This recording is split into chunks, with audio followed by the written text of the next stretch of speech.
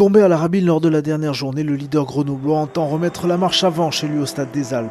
Au menu, la SBH, 7ème à 2 points du wagon des phases finales et qui reste sur une désillusion à domicile contre Cologne. Mission très difficile pour les Biterrois, mais ils s'en donnent les moyens en démarrant tambour battant. 3e minute de jeu, Tyrone Viga démarre dans le fermé sur une mêlée à 5 mètres de l'embut et s'en va aplatir en coin le premier essai de la partie. Viga qui profite de l'avancée de son pack, auteur d'une très belle poussée. Et la puissance ensuite pour marquer malgré la présence d'un défenseur grenoblois. L'essai n'est pas transformé et on en reste à 5-0 pour les visiteurs. La réaction iséroise moins de 5 minutes plus tard suite à cette mêlée dans les 22 mètres biterrois. Lilian Sassoras oriente petit côté. Nathanaël Huet fait parler ses appuis pour éliminer son vis-à-vis et glisse à Deon Foury. L'action ne va pas au bout mais Grenoble récupère une pénalité. Et Franck Pourteau au pied peut inscrire les premiers points de son équipe. Le FCJ réduit les carmets ne décolle pas, Béziers lui pose de sérieux problèmes, en mêlée notamment comme ici, peu après la demi-heure de jeu. Le pack isérois est pénalisé. L'occasion pour Jérôme Porrical d'inscrire 3 points supplémentaires, aucun problème pour l'ancien lyonnais, et cela fait 8-3. On est dans la foulée de la pénalité, Grenoble obtient une touche dans la moitié du terrain héroltaise, et les avants isérois s'organisent en ballon porté. Francisco Fernandez s'y engouffre en position de hors-jeu. Monsieur l'Espèce, l'arbitre de la rencontre, signale la faute, ce qui ne plaît guère à David Ocagne, l'entraîneur biterrois. Franck Pourteau ajuste son tir, et cela fait 6-8. 6-8, c'est d'ailleurs le score à la pause.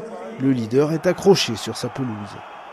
L'ancien pensionnaire de top 14 change alors de braquet au retour des vestiaires et retrouve des allures de rouleau compresseur sur un ballon perdu par Zenon. Les Isérois amènent rapidement le ballon à l'aile. Raymond roule pour Fabien Alexandre qui décale Nathanaël Huleux. Maxime Vaux est trop court et Béziers craque une première fois dans ce match. Turnover parfaitement exploité par Grenoble. Huleux a la vitesse nécessaire pour éviter la cuillère et conclure. Pourteau connaît un nouvel échec au pied sur la transformation. 11-8, la SBH reste à portée de fusil, mais les partenaires de Jonathan Best vont peu à peu décrocher en cause de nombreuses fautes. Corentin Glénat passe 3 pénalités, une seule pour Adrien Lator. 20-11, il reste 2 minutes à jouer. Béziers ne peut plus rêver que d'un bonus défensif, mais voit ses espoirs s'effondrer sur cette interception de Lucas Dupont sur Adrien Lator.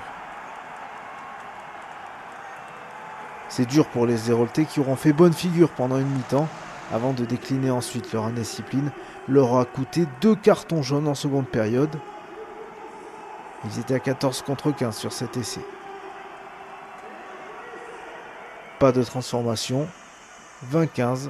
Ils repartiront sans rien du Stade des Alpes, mais ils vont tout de même s'offrir un baroud d'honneur. On est plus de 3 minutes après la sirène, les Héroltais se retrouvent tout près de l'embut isérois. Les Grenoblois ne lâchent rien et la bataille fait rage sur la ligne après plusieurs temps d'avant. Pic joue grand champ, Dreuil arrive lancé et marque le deuxième essai biterrois. Un essai pour l'honneur qui ne change rien. 25-18, score final. Grenoble conserve son fauteuil de leader, tandis que Béziers enchaîne une 3e défaite consécutive.